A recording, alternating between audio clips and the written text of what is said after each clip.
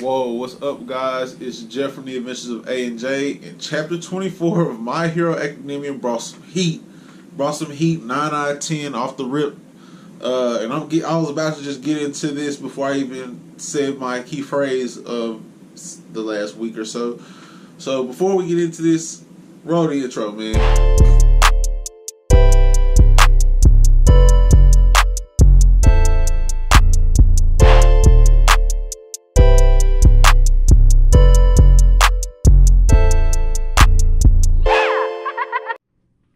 Now that we're back, let's get straight to this, man, because this is probably been my favorite chapter that I've read of this series.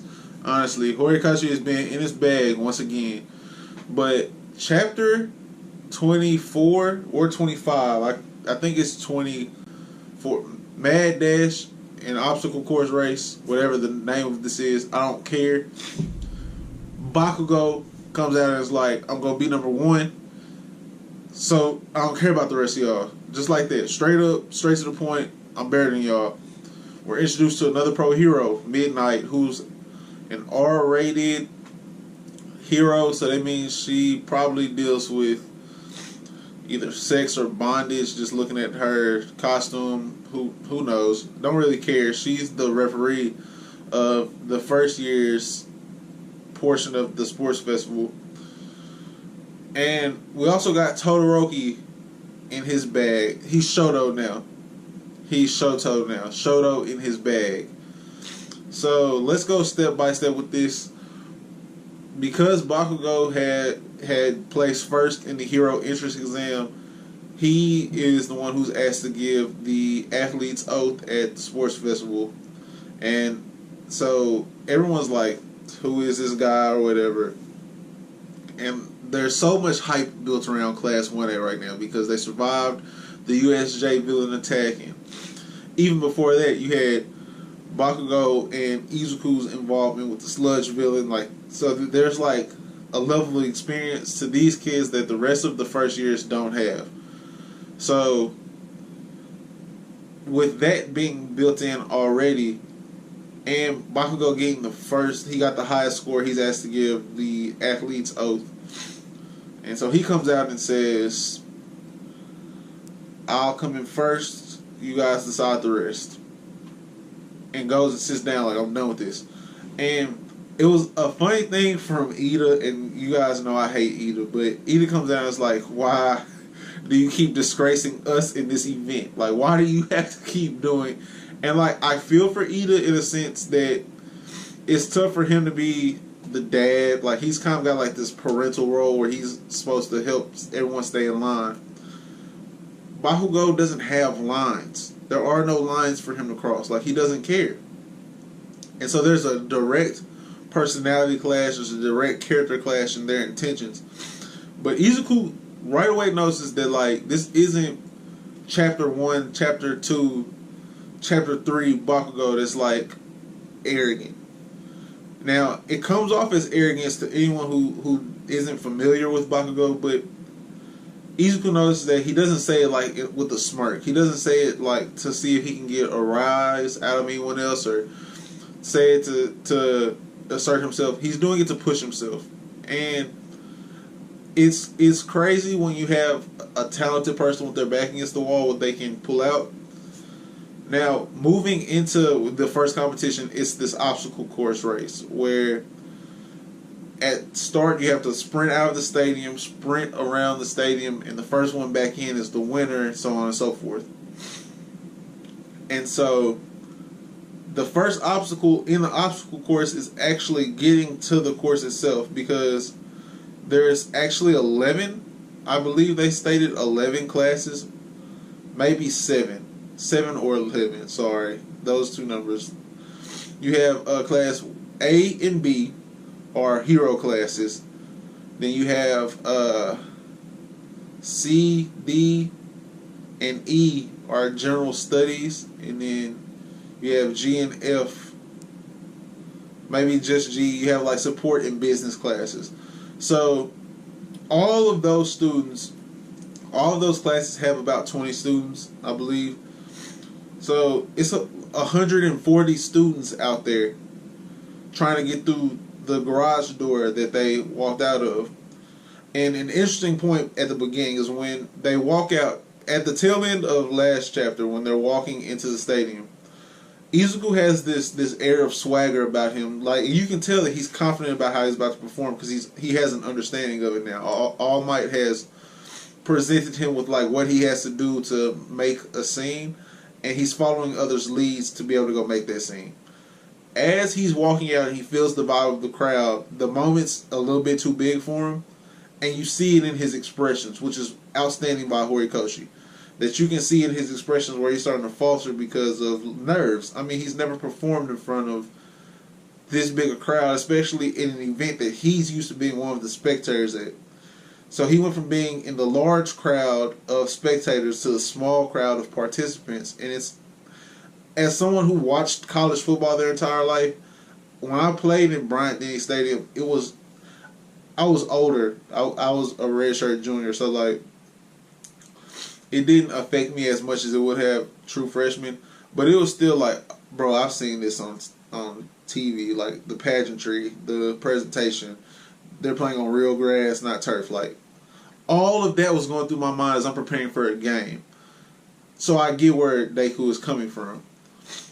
Then, as the event starts, Class 1A shows while they're Class 1A, and I believe the majority, if not all of them, get through the door and the trap that Todoroki says using ice. He creates basically sticky floor trap, if anybody's familiar with sticky floor trap, where they step into something sticky and they can't move. But he did it with ice. He froze people's feet who were still touching the ground. And Buddy from General Studies, it gets through, someone who I feel will make the finals.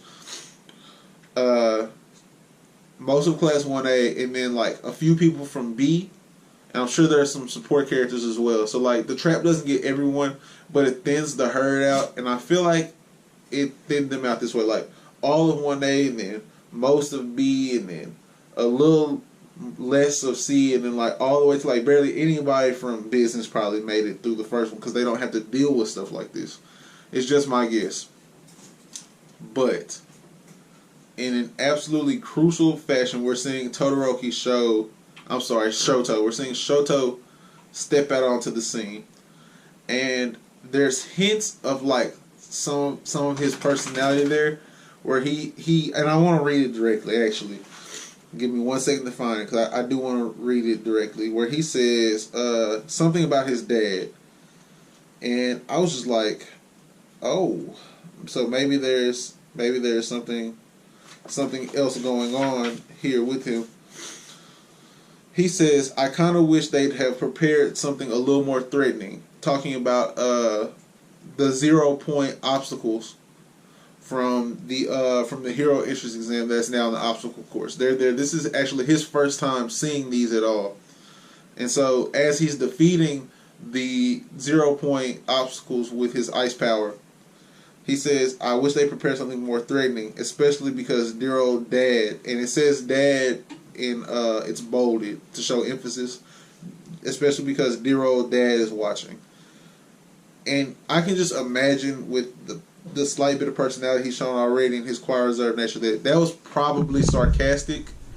I'm super intrigued to find out who his dad is, because dads so far in this series haven't really been prominently featured. Like, we see Izuku's mom all the time, and we never see his dad.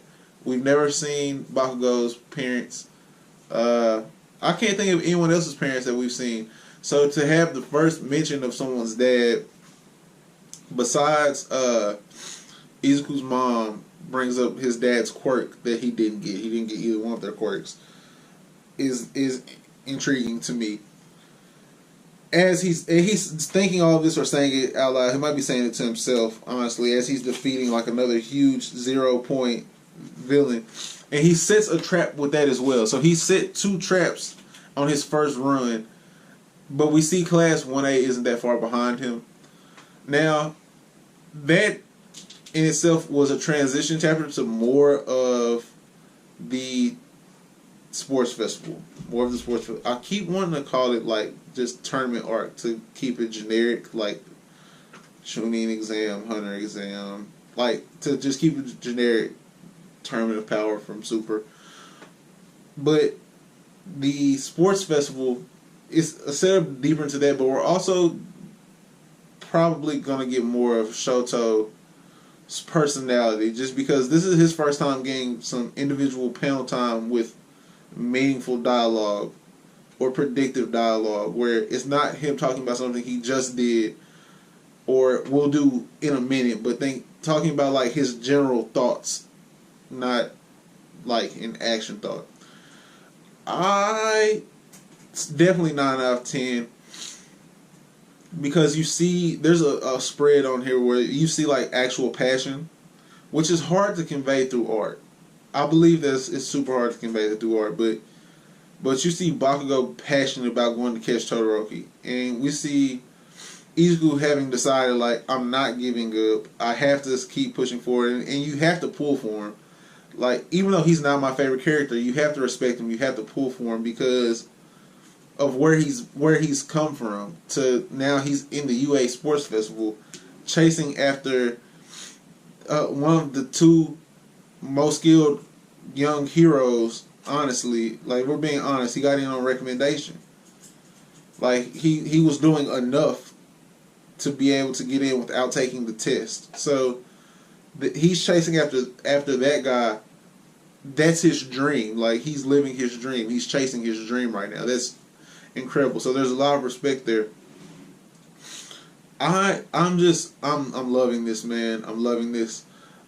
I like the part, it's either this past chapter or the chapter I just finished reading, where they're explaining that, like, even pro heroes didn't get in to watch. Like, some pro heroes are having to run security right now.